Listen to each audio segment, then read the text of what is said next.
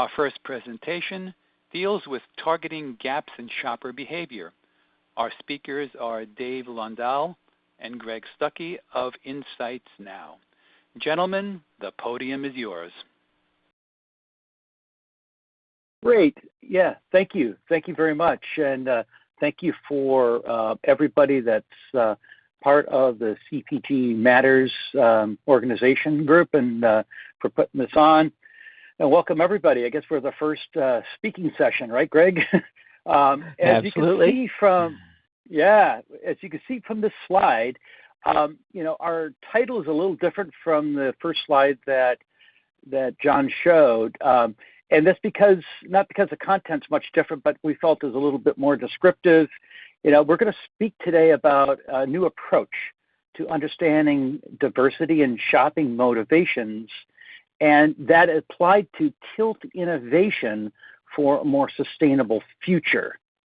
And but before we get into the content, maybe a little bit about InsightsNow. We're a marketing research company. We focus on a mission to apply our toolbox of behavioral techniques, and we're going to show some today, to generate insights that inspire and guide innovation and marketing for a cleaner, healthier, and happier world.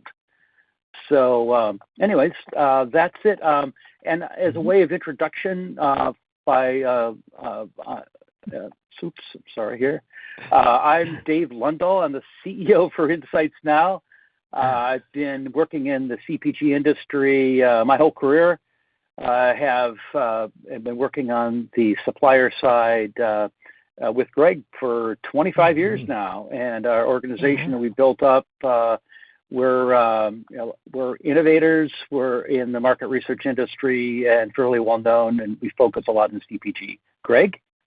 Absolutely. So, yeah, wonderful to be here today. My background came through food science, as my background went through winemaking, got really into how people behave and why people behave the way they do. And with Dave, launched InsightsNow, and really wanted to focus on thinking through innovation and innovation for consumer packaged goods in a very different way. Instead of focusing on the package and the product itself as your primary starting point, wanting to understand what behavior do we want from people at the end of the day? What are we hoping to do behaviorally for them? What are they trying to accomplish in their lives? How can we help them accomplish that? And then the products and how we market and position and have them shop for those products come right along for the ride. If we get it all right, we enhance their lives, and that's what Dave was mentioning about all at the beginning. Yep. Now, whether you're an insights professional, I know some of you here are, or a marketer, or you work perhaps in innovation strategy, no matter what your role is, I'm sure everybody here can agree is that one of the greatest challenges of our time is around sustainability. And we realize as an organization that's working in the area of innovation that we have an opportunity, and that is we can help tilt innovation in working with our clients, those that are on the client side, for a much more sustainable future. And when I say tilting innovation, what I mean is that there is a tremendous amount of consumer change going on today, and I'm sure you all can understand this in various different ways. A lot of change in trust of institutions, trust in sort of the areas of the products and the companies that you as consumers buy from. There's a lot of change going on through social media, the role of influencers in our lives. A lot of implicit biases have resulted from that based on points of views that people have, where because of how our brains are wired, we either gravitate towards content and believing it that aligns with our points of view, or disconfirming content that is not aligned with our point of view. We realize that moments matter. That means that the context that we're in really does involve and change how we as consumers and people react to things. And because there's a lot of change and needs and going on, and it impacts the choices that we make.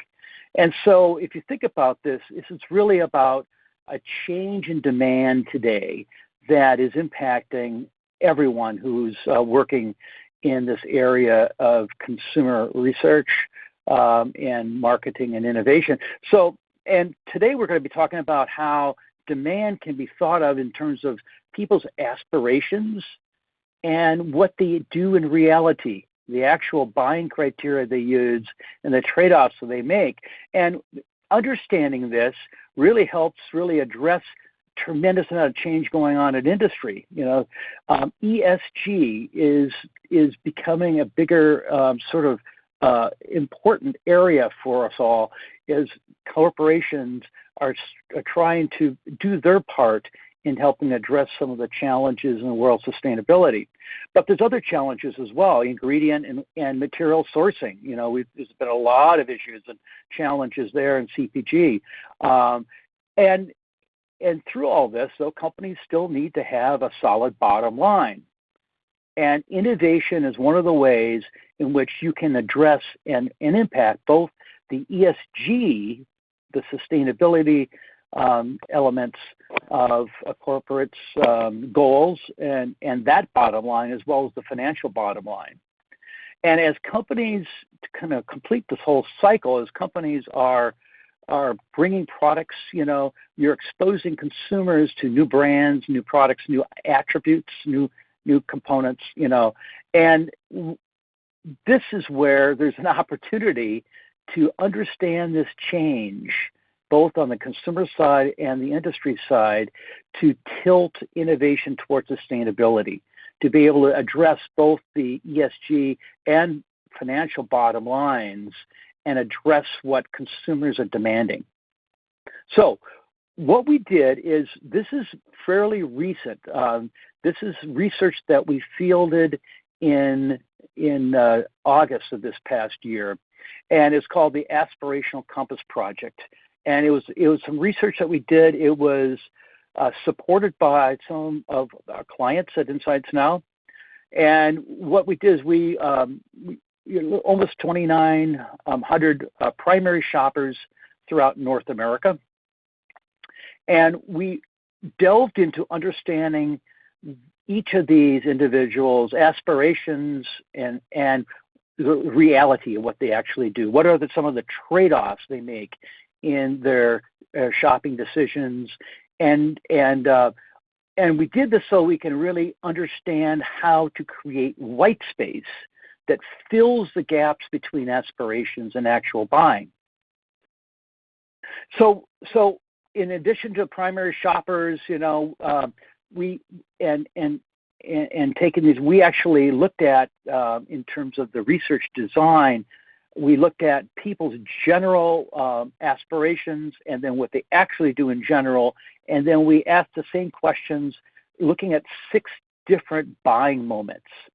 So we looked at, and we'll be talking about some of those today. Now, if you look at it, there were 77 different attributes, but these kind of be rolled up, these different types of aspirations and actual buying criteria. They can be bucketed into these 10 themes: nutritional, ethical, enjoyment, convenience, clean label, safety, sustainability, restricted diet, quality, and then price value. And then these, in addition, can be then further sort of refined up to these 77 different attributes that you could put on in terms of criteria that are either aspirational or what people actually do, okay? So for example, sustainability, there's a bunch of different attributes about different types of sustainable packaging, minimal packaging, things like that, or sustainable sources, and then or on a restricted diet, various different type of diets that people are shopping for, keto, or is it animal-free, plant-based, sort of perspectives. And so the idea for this and the research was phenomenal. We'll get into showing some results here in a second in terms of understanding then, looking at the differences between the gaps, such as the difference between people's aspirations and what they're actually doing. These gaps is what we're going to focus on today, because in filling these gaps, that's where the opportunities are to create white space. In particular, today, we're going to be following these results and thinking about these gaps and how we can use these gaps to understand opportunities and tilt innovation towards sustainability. So with that, Greg's going to show us some results, and take it away, Greg. All right. Thank you, Dave. So we're going to be looking at some of the data. We're going to be looking at a visual that we call the lollipop graph. So some of you may or may not have ever seen this type of visualization for data, so I'm going to walk you through a little bit of it. We're going to be showing both what people aspire to and then in reality where they got. And then that's going to tell us where the gap is, how big that particular gap is. So as we look at this, if we look at this example, it's an example for price and value. On this example, 68% of shoppers aspire to buy things that are good price, good value. And the missing information on the bottom part of that, the 39% of people, what's missing there are the people who are getting exactly what they're aspiring to. So 39% of the people are actually feeling like they're able to get good price value today. And then the size of the bar is the gap. And that's the opportunity space that we're going to be looking at. So the bigger that bar, the more gap, the more they wish they aspire to it, but they really can't find it or aren't able to get it in their shopping experience. So like in this case, it's 29% of shoppers didn't achieve their price value aspirations.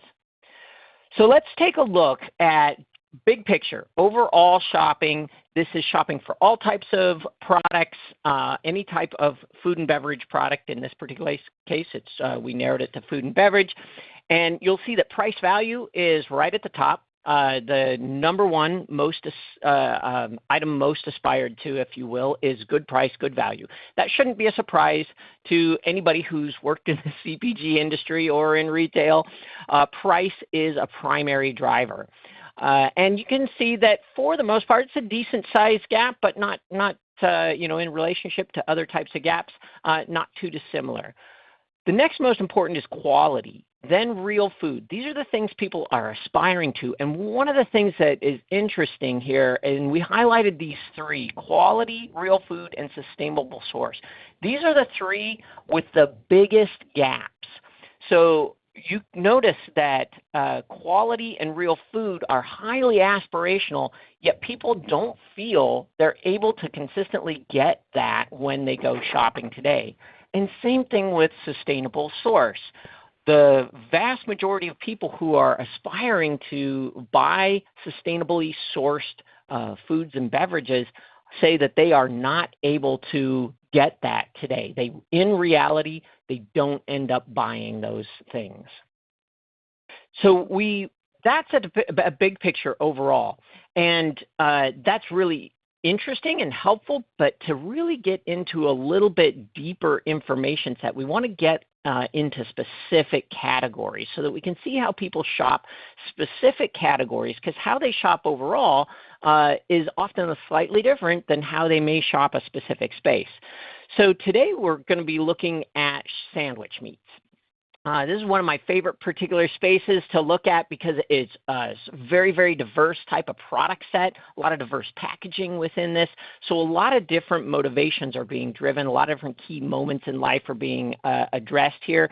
We're looking at an easy-to-prepare meal. So sandwich meats for an easy-to-prepare meal. And we allowed people to look at either plant-based or animal-based meats. Now, what we were fascinated with was to take a look at this space and say, hey, are the people who buy animal only, right? They're tried and true. I'm only going to buy animal-based meats. Are those people aspiring to different things, and do they have different types of gaps than the people who are saying, these plant-based meats, they're kind of interesting. I might include those in my diet. That would be pretty good. So who are the people that are integrating, and who are the people who are only buying animal-based meats? So if we take a look at just the animal meat shoppers, price value right at top, quality, great tasting, delicious, third right up at that top, right? And they, for the most part, nice small gap there. Most part, people who are buying in this space are saying, yep, I can get those great tasting, delicious animal meats. Now, if we compare that with these plant-based dual shoppers, these are people who buy at least some plant-based sandwich meats and put those into their diets, you'll see that there's a pretty dramatic difference. Price value is much, much lower in Aspirations. Quality about the same, and then great tasting, delicious is not really highly aspirational for the people who are buying in the dual space. It's much, much, much lower. Now, what did come to the top? What came to the top is the highest aspirations with the biggest gaps for the plant-based people are real food and then sustainable packaging and sustainable sourcing. And those plant-based dual shoppers are seeking that out within the category, and they're not finding it today, or they're not able to buy those products that they really aspire to have within their diet. So this should give us a fantastic thought process on, wow, there's innovation opportunities here. There's messaging opportunities here. There's positioning opportunities here. So there's opportunities for innovation renovation as well as innovation new product to market.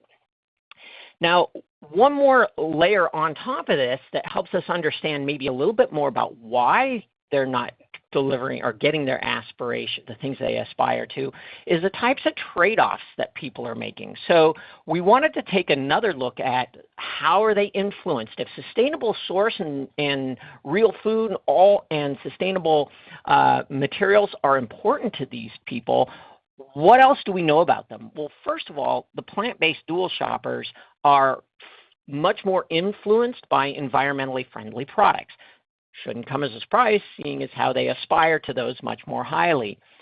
Now, what is interesting is the types of trade-offs that they're going to make. The people who are animal meat shoppers, only 36% of those people will trade off cost to get environmentally, i.e. they'll pay more to get an environmentally friendly product. However, 61% of people who are in the plant-based dual shoppers say that they would be happy to pay more for an environmentally product if it cost more. Right? Preparation is less convenience. Convenience is about the same for both groups. Both are willing to trade it off at about the same rate, and then doesn't taste as good. And we saw this earlier. Only 19% of animal meat shoppers say that they would sacrifice taste to get something that's environmentally friendly, whereas 48% of the plant-based people say, I'll sacrifice taste to get environmentally friendly. So these new pieces of information can help us understand a little bit more about the trade-offs people are making and what they're aspiring to, and it can inspire our innovation process. Great. So as Greg was saying, there's a tremendous amount of diversity here. Just an example that he was talking about with sandwich meats and that category. But in general, what we're really interested in is delving even further to understand, is there any common themes that cuts across all these categories in the way that, so we can learn more about shoppers. And in order to get to this sort of idea of understanding diversity, we decided to start with something that everybody, I'm sure, is seeing, and that is Maslow's needs hierarchy. And Maslow's needs hierarchy, is a way to understand basic motivations. That the things that if people are very, very focused on, first of all, the things at the bottom, things that are physiological, things that are security-based. Like if you're a food insecure person and shopper and your family, that is going to be the primary. You're going to be looking for bargains, looking at things that are the lowest price. But once you have enough spending income, then you can move up to other sort of needs like love and belonging. Once those are fulfilled, you can work on things that are much more highly aspirational, like self-esteem and self-actualization. And so we actually did a segmentation looking at these aspirations and the gaps and trade-offs. And what we discovered is there are this grouping, these 7 different sort of groups of people, these different personas that we're going to talk about today that really are consistent across all these different types of categories and how people shop against and where are the gaps in particular. So at the very bottom is what we call the base campers. These are the most price sensitive. These are the people that from Maslow's needs hierarchy are near the bottom, and because they are bargain shoppers, they're very price sensitive buyers. Some may be food insecure because 1/4 of these people are in the $25,000 or lower income annually for their households. They tend to have a little lower education, and but they're aspiring for a good deal, in the main thing. Now, the next group is something we call, and just say this group is about 27% of the shoppers in our sample, and these are a Gen Pop sample. The second group is what we call day trippers. Now, these are also very price sensitive. They're seeking taste, quality, and convenience. They tend to be older shoppers, tend to have a lot of people that are retired, but they do have aspirations for things that are new and different. But their idea, new and different, is simple line extensions with some new flavors and things that are products that are more convenient. And this is about 8% of the sample. About half of these people will buy for health and wellness concerns, as well as products that position as simple and real food. The third group is really, really interesting. I'll talk about them a little bit more in conjunction with talking about 2 other groups. But these are what we call path seekers. These are highly aspirational shoppers for health, wellness, and sustainability products. However, they're struggling to find an affordable path up the mountain. They're struggling to be able to do price trade-offs because they'll trade away convenience and taste, but they're not able to trade away because, again, just like the base campers, here 1 in 5, not 1 in 4, but 1 in 5 of these people are in the lower income bracket of $25,000 and lower, and they tend to have a lower education. So collectively, between these groups, if you're going to be able to create a more sustainable product and position that in the marketplace, it has to be something that's going to be priced to be equal or lower in price than less sustainable offerings. Now, the fourth group is what we call claim stakers. These are about 11% of the sample. And these people aspire for products with claims. claims. Low fat, low sugar, low carbohydrates, free from this, free from that. These people really look at the nutritional statements and what the claims are on the front pack. They'll avoid products that do not taste good.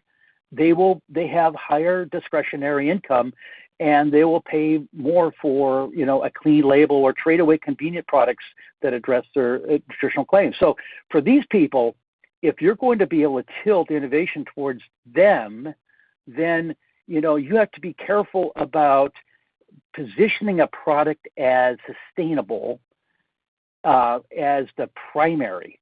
you have to be able to take sustainable products and position them against their aspirations, which is all about personal dietary lifestyles. Casual followers is the next group up the mountain. This group is very similar demographically with the with your path seekers, and these people have very, very simple heuristics that they use, but they're highly aspirational. This is 24%. This is almost a quarter of the sample. And what these consumers are looking for is real food. It's all about real food.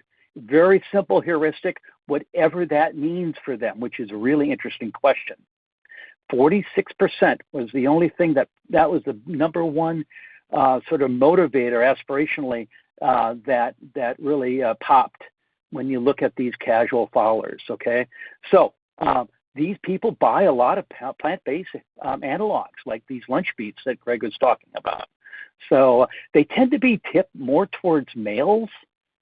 They tend to be younger with children in the household, and they have high discretionary income, okay? So very interesting group, very simple heuristics.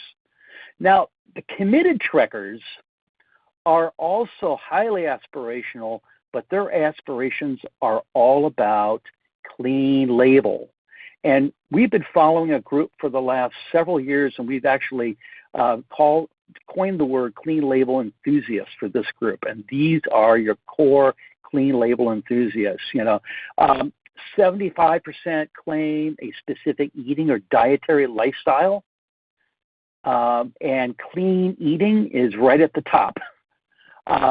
89% will use the ingredient statements, will read the ingredient statements before buying something new.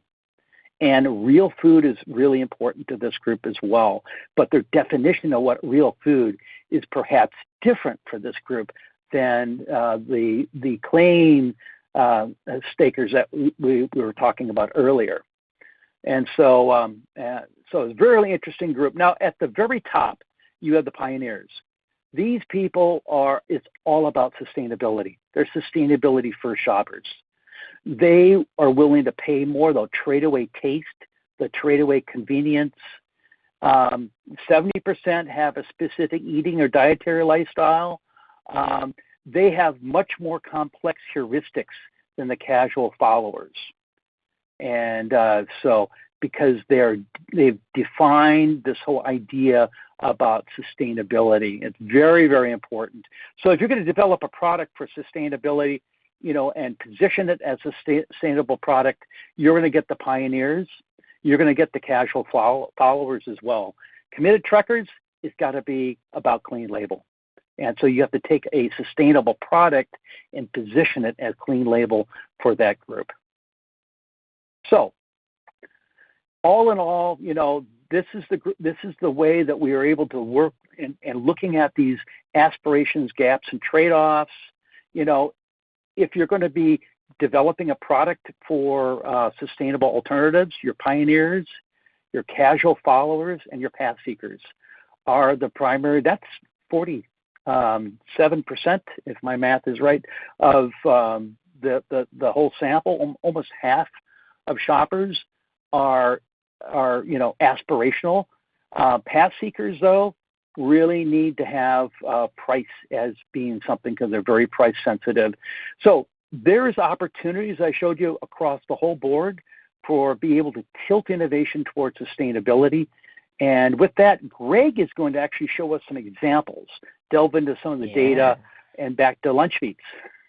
Absolutely. So it's really fascinating. So the question is then, how do I apply this? What if I take then these groups of people and I look at the different types of aspirations that people have and how those segments pop? What can I understand about this particular space? Can I do anything with innovation when I look at this space, or could I understand how to maybe focus on specific targetable personas so that I can build innovation products towards those particular groups so I can really attend to their needs and improve their lives.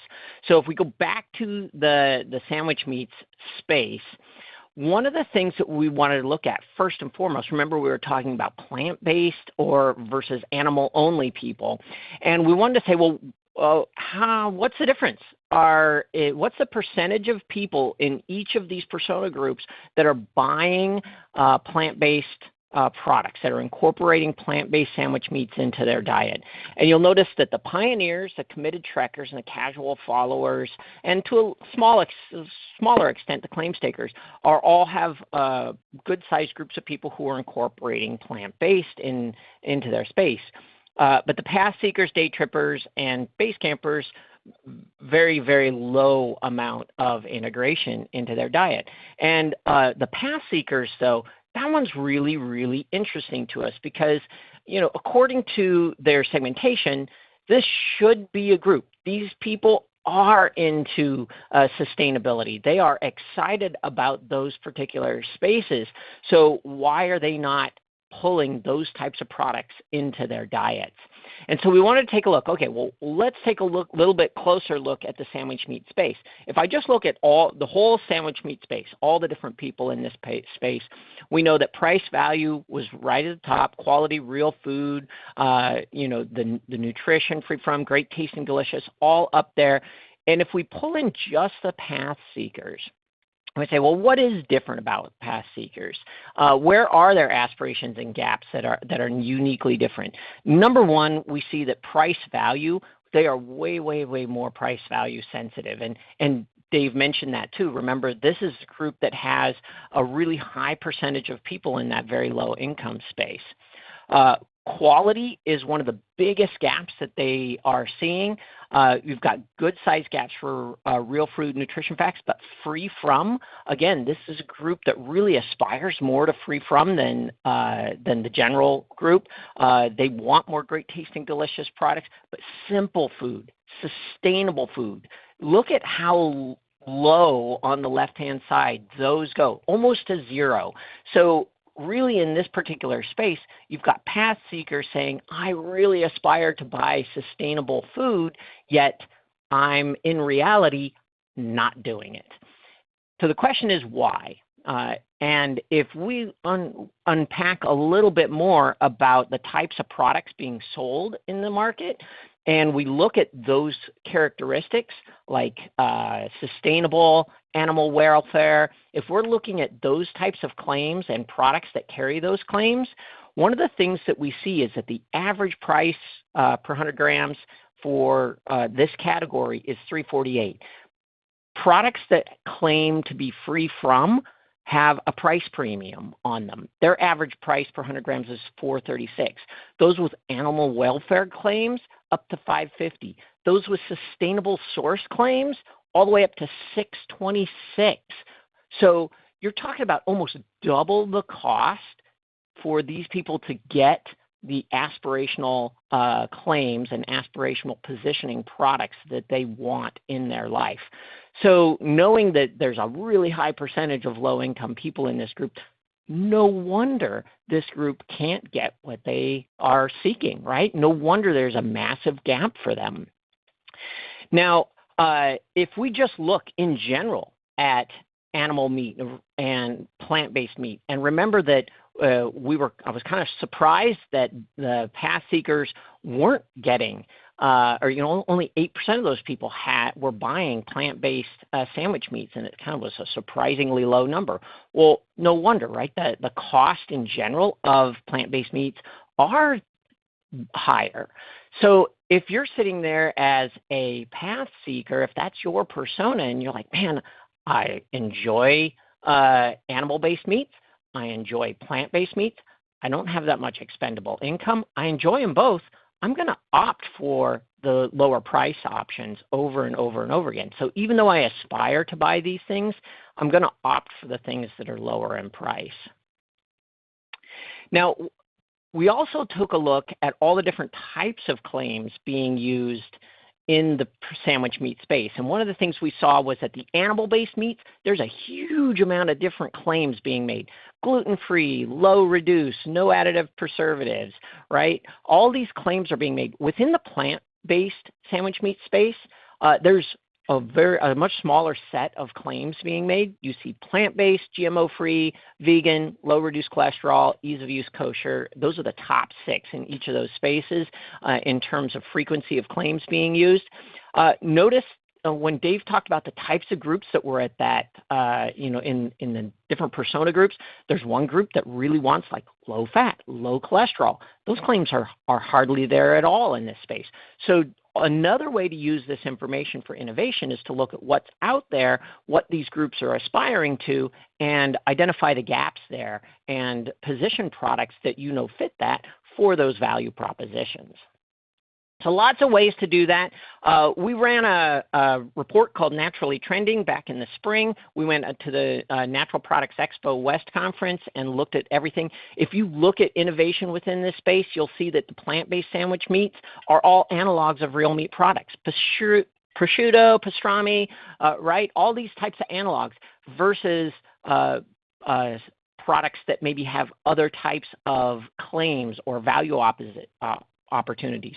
So those types of new form factors and analogs, they're going to connect with pioneers who are seeking novelty in the category. That's great. You're going after pioneers, but what about the rest of the people out there? What can you do for them?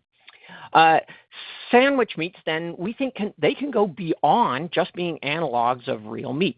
If you look at a little bit more mature space of meat analogs, like the burger category, we're already seeing that space grow into things like products that celebrate the fact that they come from a vegetable or a fruit. So they're celebrating it through the color, through the positioning. They're celebrating their non-meat analog space. And I think those are the kinds of things that can be really exciting. So if we look at all the different opportunities for this different personas, you can see things like pioneers. There's opportunities in the sandwich meat space to focus on sustainability and real food. Very few products out there claiming those today. Committed trekkers, real food, not fake food, free from, more nutrition fact focused, family focused communications. Actually, not a lot of claims being made on sandwich meats out there today. So we can take a look and do that for every single persona group and identify opportunities for renovation and innovation. Right. So, we all have an opportunity here. I hope we are impressing upon you that, to tilt innovation, to tilt their innovations, bring these products that are more sustainable to the market. To achieve these ESG goals, you need to position products not just to be sustainable, but positioning matters. You need to be able to position them for broader reach, to be health and wellness, as well as to bring down the price to make it affordable for your path seekers, or to just create products that are more sustainable, but don't position them at all as sustainable products, and provide them at a lower cost, because the greater the reach, the greater the numbers of people, the more impact we'll have to be able to change this world to be more sustainable. So it is an opportunity, whether you're a marketer, whether you're a product innovator, whether you're a product developer, whatever your role, if you're in insights and strategy, tilting innovation for a sustainable future is a possibility. Huge gaps. There's huge opportunities by understanding these different personas, deepening the understanding of landscape of demand that consumers have today, which is obvious. 47% of people are highly aspirational for sustainable products. It's this sort of approach sets the foundation for using all these techniques that Greg was just talking about, creating white space to drive for a more sustainable future. And before we get into Q&A, if you want to join us, we have an educational series. We're actually giving a webinar later today, but also next month. Just click on this sort of thing, and you can actually, we'll be talking about these sort of subjects and talking more about this sort of the Aspirational Compass Project and some of the deeper insights that we're finding through this research. Greg, anything you want to say before we go to Q&A? Yeah. Yeah, no, I'm just very excited. I think there's a lot of opportunities in this space. We're looking for good conversations, right? So one of the things that we find that's fascinating is everybody comes from different challenges. Every innovation program has its own unique challenges. Every shopper program has its own unique challenges within different category spaces. So if you really want to make a difference, if you really want to drive that ESG, if you really want to go beyond clean label, tilt towards sustainability, give us a call. Let's chat about it, because there are lots and lots of different ways that you could accomplish that. And some of them may be much easier for your innovation process, and some of them may fit really well into a long-term strategy for you. So looking forward to continuing this conversation. Yep. Okay, John, take it away. Back to you. So we're ready for Q&A. Okay, Dave, we do have some questions that came in. Number one, taste was lower on the aspirational list.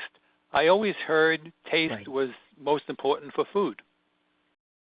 Yeah. That was actually, I would say, for me personally anyway, that was actually a big surprise. I honestly expected the results to come back as price number one and taste number two.